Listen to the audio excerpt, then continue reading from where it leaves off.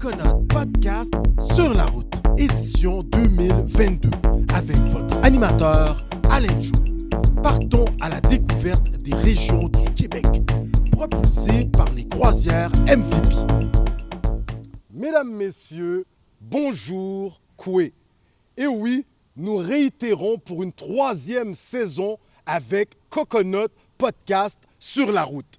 Alors aujourd'hui, nous rencontrons alors une autre, pointure au niveau de la scène politique québécoise.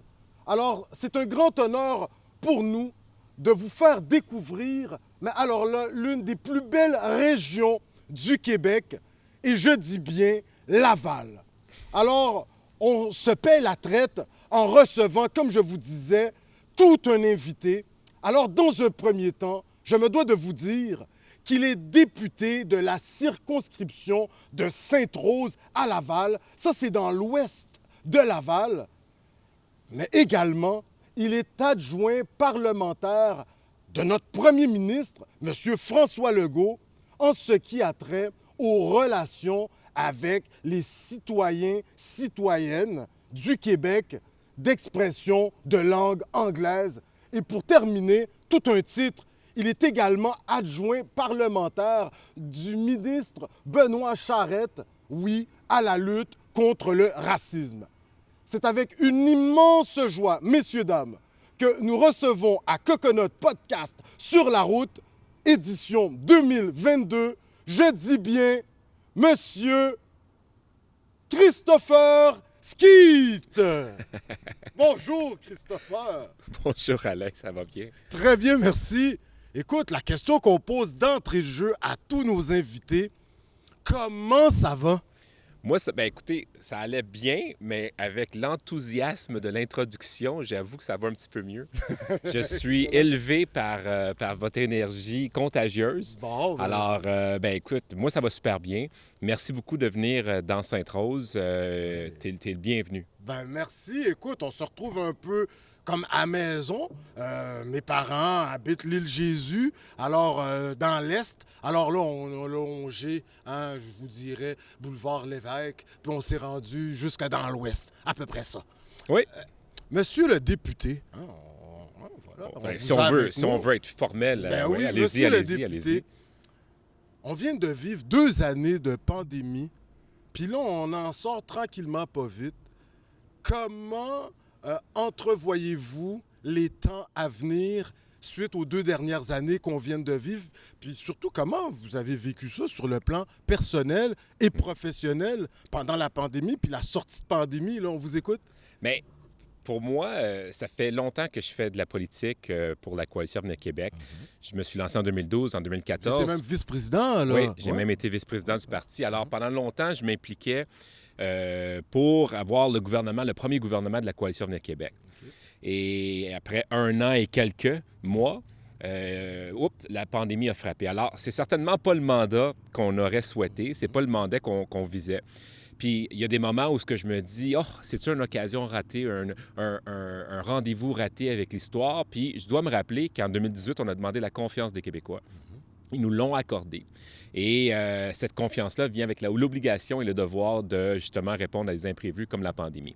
Alors, professionnellement, on fait un deuil personnel sur tout ce qui était les belles choses qu'on voulait avoir, avec le devoir solennel d'aider les Québécois dans ces moments difficiles. Alors, j'ai vécu toutes les gammes d'émotions qu'on peut s'attendre, comme tous les Québécois. On a tous, au début, profité d'un peu de vacances pour ensuite devenir « ouf, c'est lourd », pour ensuite de dire « ah, ça dure encore », puis après ça, dire « hey, on peut-tu s'en sortir ?» Alors, tout le monde, partout, a vécu pas mal les mêmes émotions que moi j'ai vécues à titre personnel et au même titre professionnel. Alors, voilà, je l'ai vécu comme chaque Québécois, avec des hauts et des bas. Et heureusement, de mon côté, dans ma famille, il y a eu des maladies. On a été malades, on a eu la COVID, mais rien de sérieux. Donc, on est très reconnaissant pour cette chance-là parce qu'il y a plein de familles au Québec qui sont endeuillées aujourd'hui. Et ça nous rappelle que c'était un virus qui était dangereux et on devait prendre les actions qu'on devait prendre. Superbe. Grosso modo, on est en sortie de pandémie. Vous dites que votre gouvernement avait tout plein de beaux projets. Certains ont dû attendre un peu durant la gestion de cette pandémie. Êtes-vous satisfait du travail qui a été fait par le gouvernement québécois représenté par la CAQ? Vous, votre bilan, là, on vous écoute très rapidement. Il me semble qu'on s'en sort allègrement bien quand même. On vous écoute.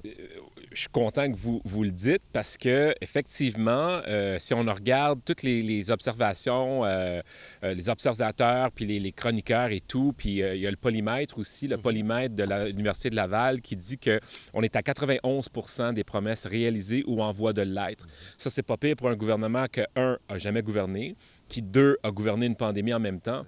Donc, oui, je pense que quand on fait la somme des enjeux qu'on a vécus dans les 4 dernières années, on l'oublie, là, mais on a été un gouvernement hyperactif qui a, je pense, livré la marchandise. Superbe. On est content de voir ça.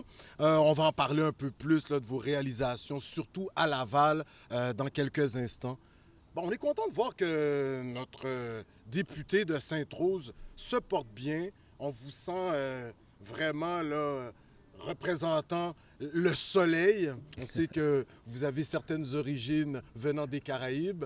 Eh bien, monsieur le député, on va apprendre à vous connaître. OK. Oui, ben oui. Écoutez, vous n'êtes pas juste le député de l'Ouest de Laval, le seul représentant de la coalition Avenir Québec, en espérant, selon nous dire, que ça va changer sur l'île de Laval. Vous travaillez fort, ça a l'air, selon les discussions qu'on a eues avec votre équipe. Monsieur le député, selon les recherches de Coconut Podcast, vous êtes né au Québec, plus précisément à Laval, mais vous avez des origines. On va voir si vous êtes vraiment un gars des îles. Moi, je viens des îles francophones, d'origine haïtienne, mais you're originally from your dad, I think, from Trinidad and Tobago. If I say Wagwan, do you understand? Est-ce que vous comprenez? Oui, je comprends. Mon père est de les îles Trinidad-Tobago. Okay, il est né là. Il est venu au Québec dans sa vingtaine. Et j'ai déjà visité Trinidad-Tobago. Okay. C'est une île tout à fait extraordinaire où il y a le carnival annuel, où on peut danser pendant une semaine dans les rues. Okay. Ça a l'air qu'il accote un peu le carnaval de Rio. Avec un bémol. On va être chauvin, on va dire qu'il est mieux. On va dire qu'il est mieux parce que c'est vraiment tout le pays. Tu sais, il y a le carnaval de Rio qui rayonne, bien sûr, mais à Trinidad, c'est toute l'île au complet. C'est 2 îles, hein? Oui. Trinidad et Tobago. Hein? Fait que Trinidad, c'est une île, Tobago, c'est une autre. Okay. Tobago, c'est plus l'île touristique. Okay. Trinidad, c'est plus l'île industrielle. À 11 km de la Venezuela, c'est une île qui est riche en huile et en hydrocarbures. Donc, c'est une île qui se porte bien économiquement. Qui doit aussi, de son côté, assurer une transition énergétique. Alors, mon père vient de l'île de Trinidad en tant que tel, puis... Il va rencontrer votre maman, qui est d'origine québécoise. Oui. Oui, votre mère, elle vient d'où, là, au Québec?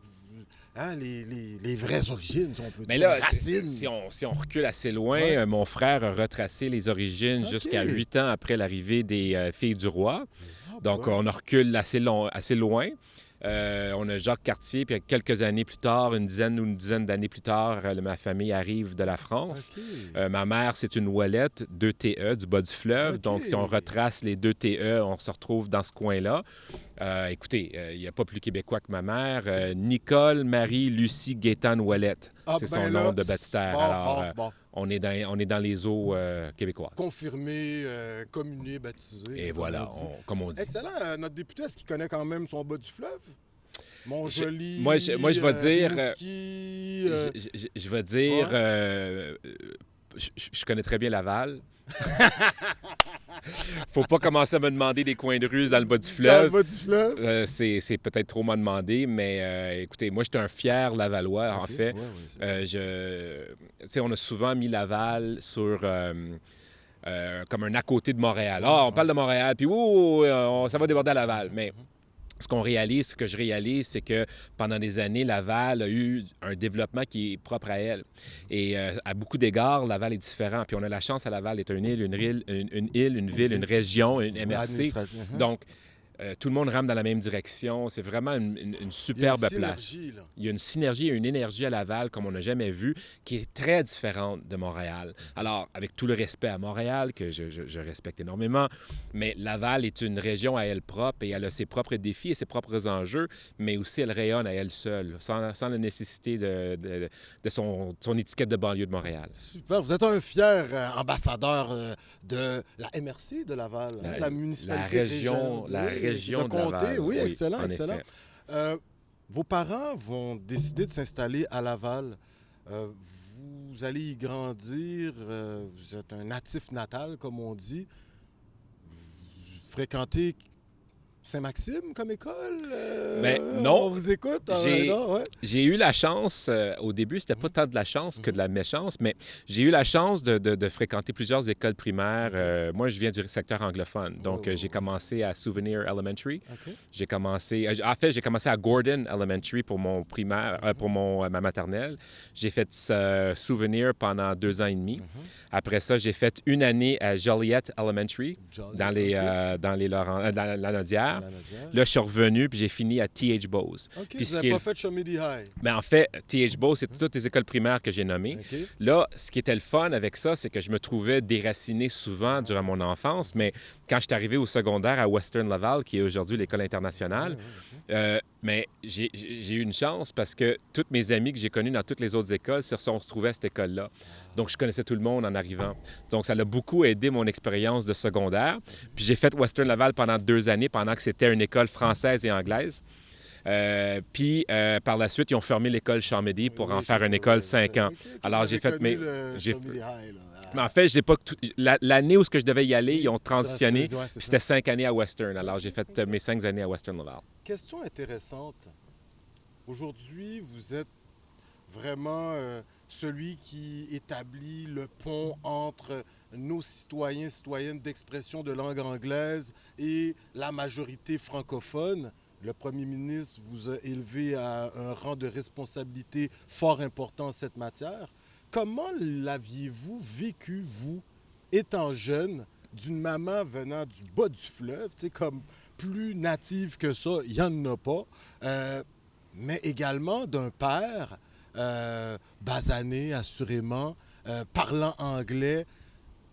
Jeune Christopher, est-ce qu'il se sentait déchiré ou il a su vraiment forger son identité comme plusieurs jeunes réussissent à faire leur bout de chemin? On vous écoute? Bien, plus jeune, c'était difficile parce que vous n'avez pas d'accent quand vous parlez québécois, français, comme un Québécois, mais lorsque vous parlez anglais, certains membres de notre équipe viennent de la communauté anglophone à Coconut Podcast et on ne sent pas l'accent québécois dans votre anglais. Non, c'est assez intéressant. J'ai la chance d'être parfaitement bilingue. Quand plus jeune, c'était très difficile parce que je suis moitié noir, moitié blanc, moitié franco, moitié anglo. Alors, j'ai toujours eu cette réalité-là où j'avais un pied dans chaque vie. Et plus jeune, quand tu te cherches une identité, c'est des moments très déchirants parce que tu ne peux pas t'assumer pleinement dans ni un, dans ni l'autre. Et la petite anecdote, c'est que chez moi, mon beau-père, que ma mère a fréquenté après le divorce de mes parents, lui, c'était un souverainiste affiché, affirmé. Et moi, j'allais à l'école anglaise durant le référendum de 95. Donc, j'ai vécu les deux réalités. D'un bord, le beau-père qui rêvait de son pays. De l'autre côté, les professeurs qui avaient l'anxiété du déchirement de leur pays. Alors, ce que j'essaie de dire, c'est que ça m'a très bien préparé pour mon rôle avec les Québécois d'expression anglaise parce que j'ai toujours eu cette aisance, maintenant, c'est une aisance, de vivre les deux réalités. Je comprends l'anxiété des deux côtés. Alors, en étant cette personne-là qui comprend tant la réalité anglophone au Québec, tant la réalité francophone au Québec, je suis capable, dans les bons moments, d'agir comme un pont entre les deux communautés. Mais c'est pas toujours facile. C'est déjà Coconut Podcast, avant même l'avènement de Coconut Podcast. Les solitudes, vous assurez de tisser des ponts. Et ça, aujourd'hui, c'est assez intéressant de voir les débats qui ressurgissent. Mais avant, c'était un désavantage. Parce que je vivais l'incertitude de jamais être partie d'un groupe. Aujourd'hui, ça me rend ambassadeur. Alors, c'est un avantage. Superbe. Et là, maintenant, très rapidement, vous faites des études universitaires quand même brillantes, là. Écoutez, sciences politiques à Concordia en anglais. Mais là, ce qui va être drôle, c'est que vous faites une maîtrise par la suite, mais à l'UQAM, en français. Ça également, ça démontre l'aisance de notre député, du citoyen, autrefois, M. Skeet, de pouvoir faire des études en anglais. Est-ce que ça a été difficile d'aller rédiger un mémoire en français quand on a été pas mal à l'école en anglais toute sa vie? On vous écoute, monsieur le député? Oui. C'était... Est-ce que madame vous a donné un coup de main? Non, Parce que selon mais nos ça a coûté recherches- cher en tutorat. OK. Ça a coûté très cher en tutorat. Mais en fait, dans toutes mes études, j'ai jamais appris comment apprendre en français. Que ça soit... Puis durant tout mon parcours scolaire, j'ai pas fait beaucoup d'études en mathématiques ou en sciences.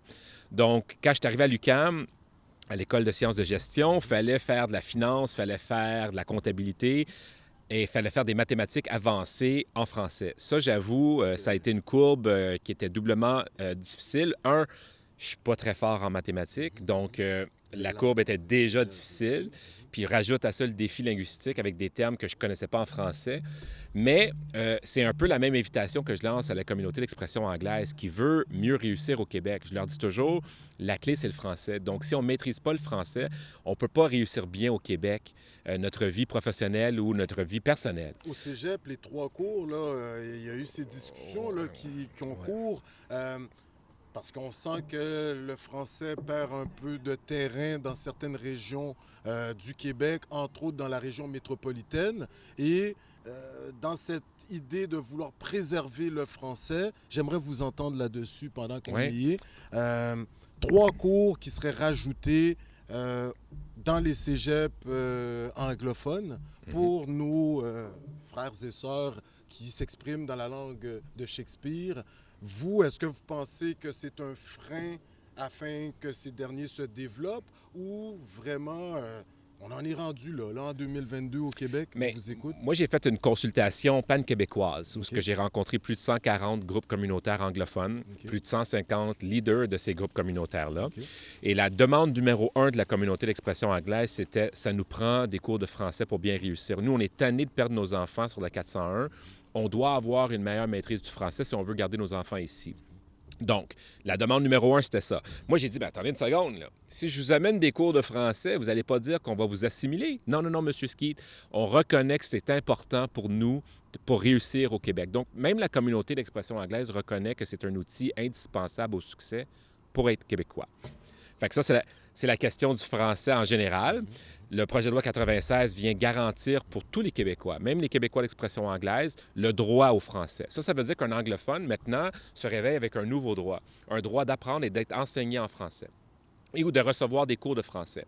Fait que, mettons, un employé anglophone unilingue qui travaille dans une PME avec 5 employés ou ce que c'est un secteur anglais. Il travaille là pendant 20 ans et un jour, il perd son emploi, il est mis à pied.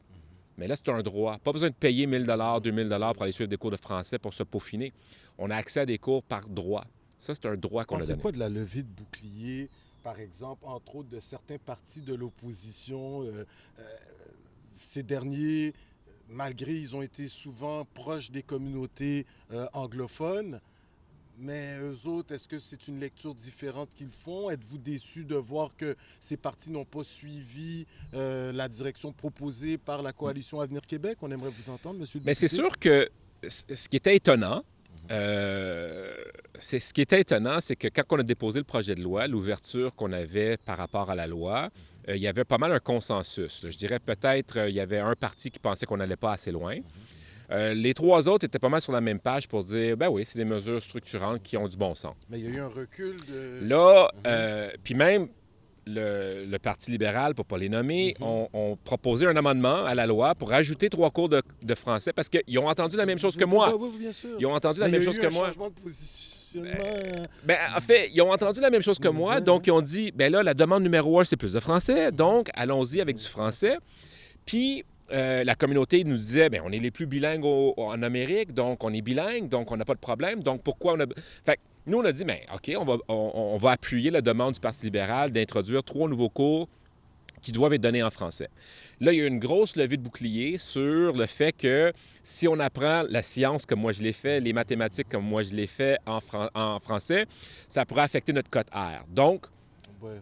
Donc, on dit d'un bord qu'on est les plus bilingues, mais en fait, quand on dit qu'on va apprendre en français, là, tout à coup, on n'est plus bilingue. Fait que j'ai trouvé ça particulier de certaines personnes. Puis là, après ça, le Parti libéral a dit, bien là, on a fait une erreur. On ne voulait pas proposer ça. On va proposer soit des cours de français ou des cours en français. Et le compromis qui a eu lieu avec le gouvernement et le Parti libéral à ce moment-là, c'est de dire, si vous pensez que votre français n'est pas adéquat pour apprendre en français, donc prenez des cours d'appoint en français. Alors maintenant, il y a 5 cours au cégep qui vont être de l'enseignement de français. Et on pense que ça va aider la population anglaise à mieux accéder l'emploi, à avoir des meilleurs résultats par rapport à son accès à la fonction publique et d'autres métriques. Participer à ce vivre ensemble québécois. C'est ce que je pense, oui. Parce qu'une chose que la communauté anglaise revendique depuis longtemps, depuis je pense, une 50aine d'années, c'est que dans la fonction publique, il y a moins d'1% d'anglophones dans la fonction publique québécoise. Mais une des premières choses qu'on va nous faire faire si on veut appliquer à la fonction publique, c'est un test de français. Donc, il faut régler cette question-là avant de pouvoir régler les irritants, qui est d'avoir un accès à des emplois de qualité. Excellent, superbe. Oui, ça va. On vous rencontre pour la première fois, monsieur le député. Vous avez de la suite dans vos idées. Maintenant, on a appris à vous connaître. On rentre dans le plat principal. Le souper. Le souper. Okay. 2022, on arrive là, dans 4 mois. On s'en va en élection. Coconut Podcast vous pose la question. On lit le Courrier Laval, on lit Hebdo Laval, mais des fois, peut-être on n'a pas pu voir la nouvelle. Vos commettantes et commettants vous écoutent, là. Oui. Serez-vous candidat aux prochaines élections dans Sainte-Rose, monsieur le député? L'annonce a-t-elle été faite? Bien, j'aimerais donner l'exclusivité à Coconut Podcast, mais malheureusement, je l'ai déjà donné. Ça a déjà été fait. Je suis déjà un candidat annoncé. OK, super. Donc, je vais être sur le bulletin de vote le 3 octobre prochain. Le 3 octobre prochain. Et là, maintenant, écoutez, vous voulez que la population lavalloise de Sainte-Rose vous réélise à l'Assemblée nationale. Si on dresse un bilan, vous nous avez parlé que vous avez quand même réalisé 91% de ce qui devait être réalisé à Laval. Quel est le bilan que vous dressez des 4 dernières années? Alors là, les Lavalloises, Lavallois nous écoutent. Qu'est-ce qui a été fait par notre gouvernement? Quelles ont été les annonces? On va voir ce que vous allez nous dire, puis on va vous ramener par moment.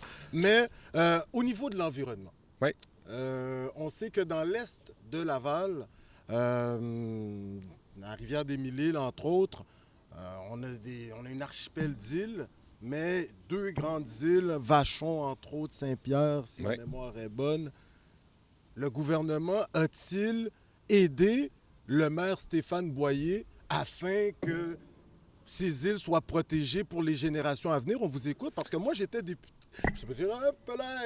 J'étais candidat dans Mille-Îles. Les 3 grosses îles. Oui, exactement. Et c'était un enjeu important. Alors, vous, qu'avez-vous à nous dire là-dessus, monsieur le député? Bien, la bonne nouvelle, c'est qu'à l'époque, c'était le maire Demers et on a travaillé ensemble avec mon collègue, le ministre des Finances, qui était à l'époque le ministre responsable de Laval.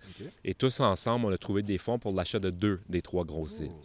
Donc, la ville de Laval, maintenant, va pouvoir protéger ces îles-là et les ajouter au patrimoine environnemental de l'archipel de la rivière des Mille-Îles. Alors, c'est une belle avancée. Mais au-delà de ça, en environnement, il y a eu des belles choses qui se sont faites, tant au national qu'au local. Je vais vous donner un exemple parce qu'il y a comme un narratif ambiant sur le bilan environnemental de la CAQ, puis je pense qu'on oublie l'essentiel. Ce qu'on a fait est peut-être pas sexy, mais c'est structurant.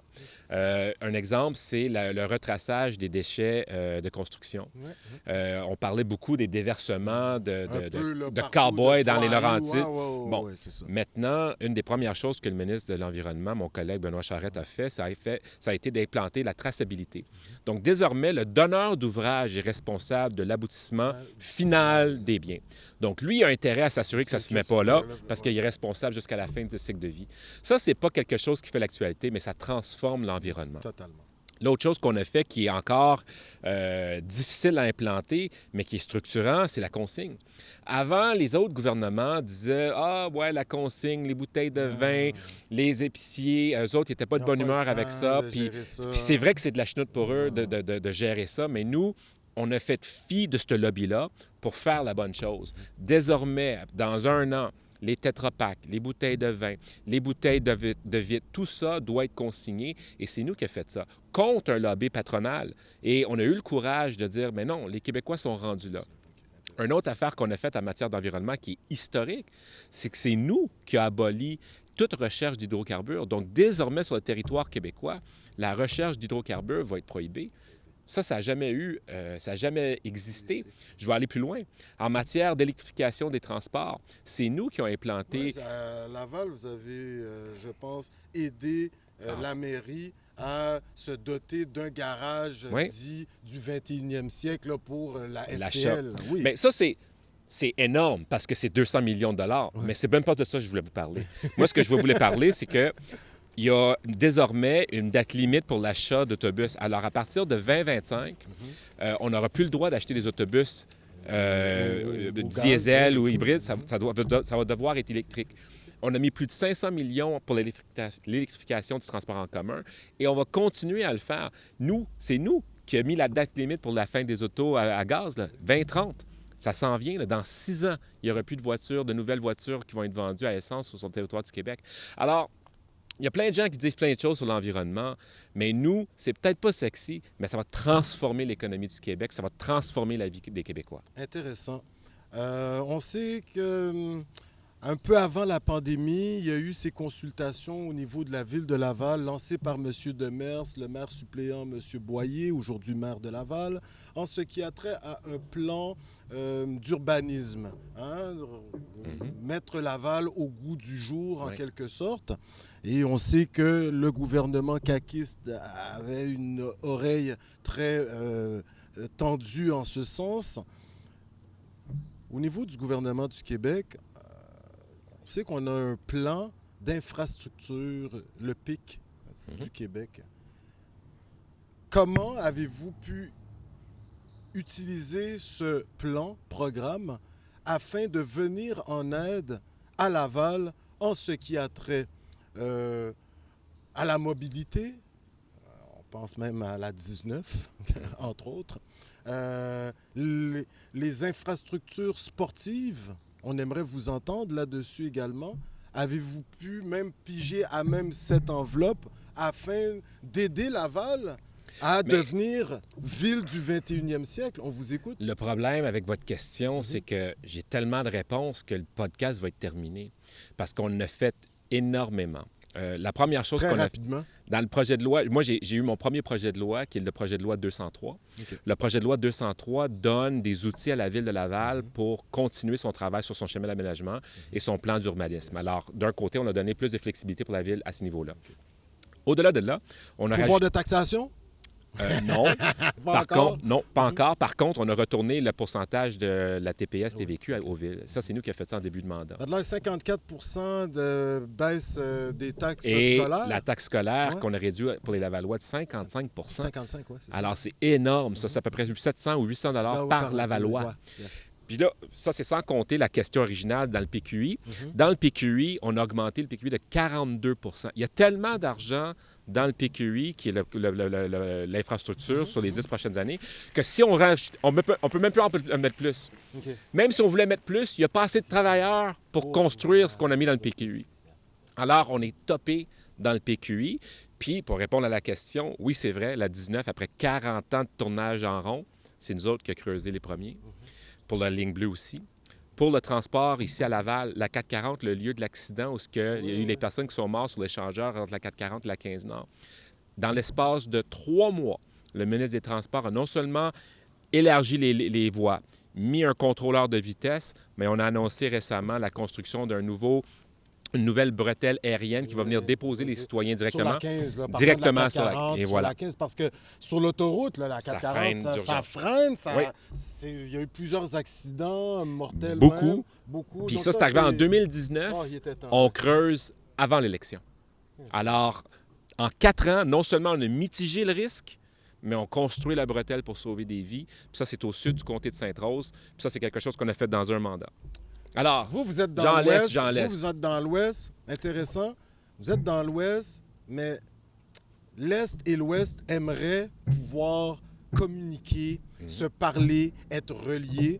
D'ailleurs, le maire, M. Boyer, a parlé dans les grands médias d'une volonté de développer un axe de tramway, Mhm. est-ouest, couvrant l'axe boulevard Saint-Martin, entre autres. Mhm. Le gouvernement Kakis a parlé d'un axe nord-sud.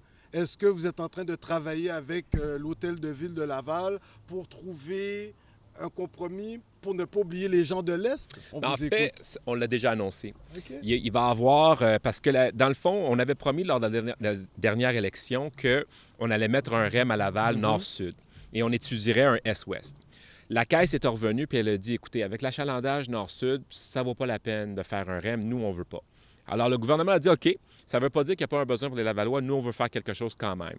Donc là, on est après étudier un lien nord-sud. Ça peut être un métro, ça peut être un bus, ça peut être un REM que nous, que le gouvernement... SRB, ça- quand même.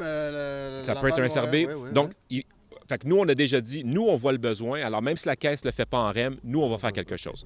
L'autre chose qu'on a annoncé, parce que dans l'étude du REM, quand on a posé la question pour le S-Ouest le long de la 440, le REM a dit, la Caisse a dit, nous, ça ne nous intéresse pas, il n'y a pas assez d'échalandage. Puis en plus, sur l'autoroute, c'est pas une bonne idée, il n'y a pas assez de monde qui vivent à côté. Donc, ça va mettre des enjeux de stationnement, etc. Ils nous ont dit, il y a un axe qu'on a regardé qui vaudrait la peine. Ça serait un axe Est-Ouest qui est Boulevard Saint-Martin. Ouais, Ça, il y aurait un potentiel Et- et- intéressant pour un SRB. Donc, nous, ce qu'on a pris, on a racheté cette étude-là OK. et on est après regarder, voir comment on peut faire l'étude Est-Ouest. Donc, il y a un bureau de projet qu'on a annoncé récemment pour mettre un SRB Est-Ouest le long de Saint-Martin. OK. Et on a annoncé la finalité qui est le SRB Est-Ouest sur Concorde.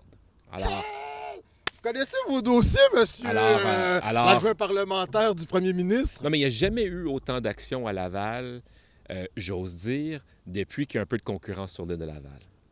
OK, oui, parce que juste un député de la CAQ, on sent que les choses bougent.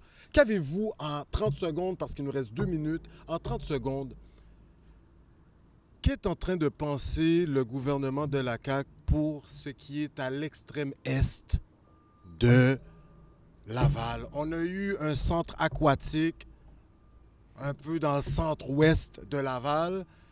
Les gens demandent un centre sportif, une infrastructure de calibre vers la 25, là, un peu. Là. Est-ce qu'il y a des représentants qui viennent vous voir un peu de l'Est pour Oui. voilà, faire valoir leurs points? On vous écoute. Il y a des beaux projets. Il y a des gens qui ont des beaux projets. Je vais vous donner un exemple. Il y a le Collège Laval qui actuellement a un beau projet pour mettre une infrastructure sportive. C'est encore embryonnaire, mais je suis au courant du dossier. On regarde voir qu'est-ce qu'on peut faire. Puis dans le prochain mandat, il va y avoir des promesses électorales qui vont être faites. On a lancé le programme qui a permis à la Ville de Laval de finir son centre aquatique. Puis ça, c'était dans un programme qui était le PAFIM. Ou le PAFIR, je me trompe toujours. Là. Mais en tout cas, le programme d'infrastructure sportive. Ça a eu un énorme succès pour donner des outils dans plusieurs municipalités, dans plusieurs MRC. Je ne serais pas surpris si dans le prochain mandat ou dans la prochaine, quand on va dévoiler la campagne électorale, qu'il va y avoir un nouveau programme pour les infrastructures sportives. Et là, les différents groupes vont pouvoir avoir un peu d'aide. Je sais que le Cégep Montmorency a un programme sportif. Je sais que dans l'est de la ville et dans l'ouest de la ville, il y a des différentes affaires. Alors, les citoyens sont actifs, il y a des beaux projets. Là, il faut juste, moi, à titre de député, les aider, les accompagner pour que ça arrive à bon port. Superbe. Écoutez, on est à Laval. Regarde comment Toute c'est une beau. ville. Regarde comment c'est beau. Ah, regarde, on a la rivière là, on a quand même une belle température, on est en tenue estivale.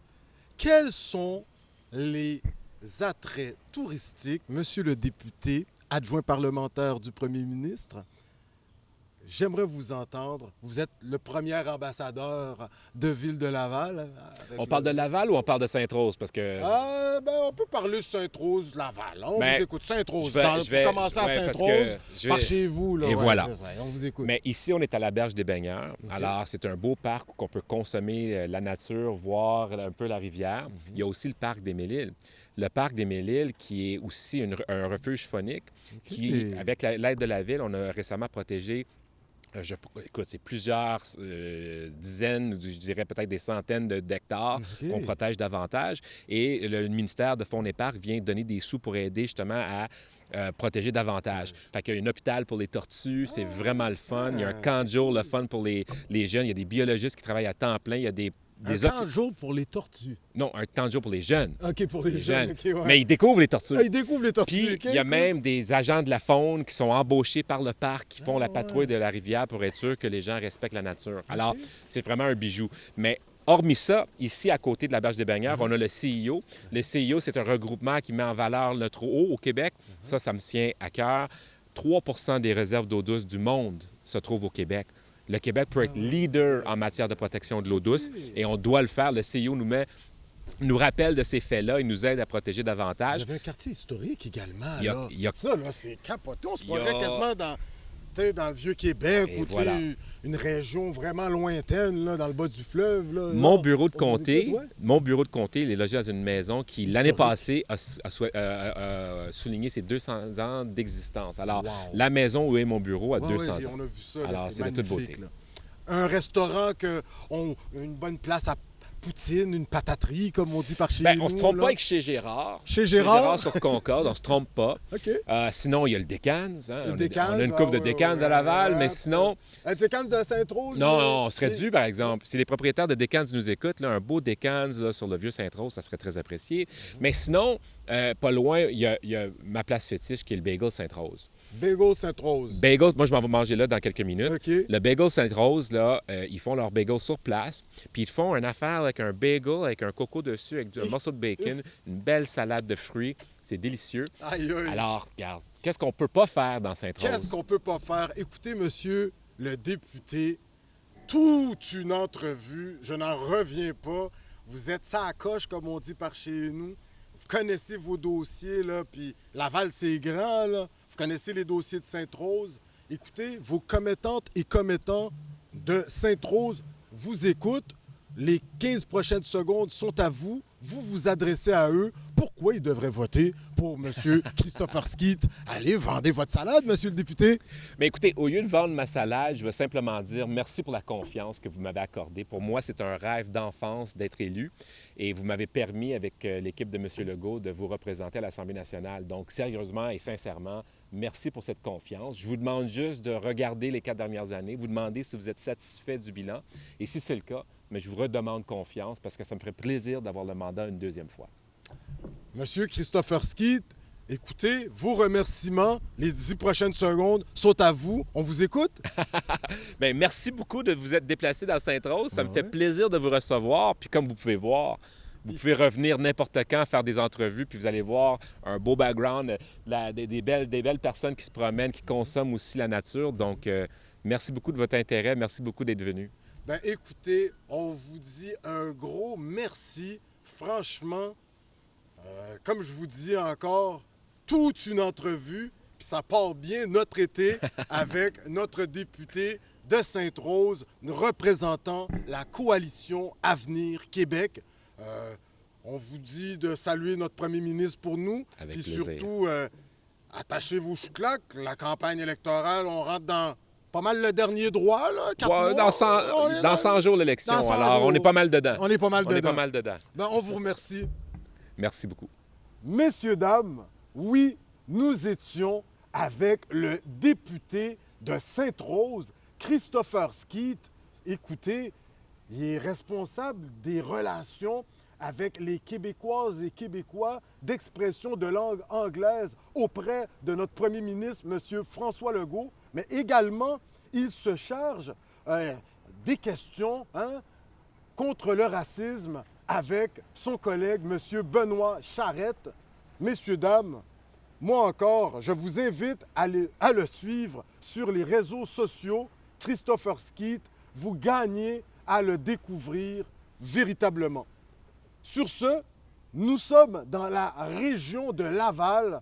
Oui, moi je vous dis, là, le 450, Laval, l'île Jésus, chez Gérard, pour une bonne poutine, là, un bon burger, comme j'aime bien le dire. Alors, messieurs, dames, oui, nous étions avec notre député Christopher Skeete dans Sainte-Rose. Alors, comme j'aime bien vous le dire, on se voit pour une prochaine entrevue dans le cadre de Coconut Podcast sur la route. Sur ce, comme j'aime bien vous le dire, nous sommes dans la région de Montréal. Alors, Niawen, merci, au revoir! Tcha-tcha!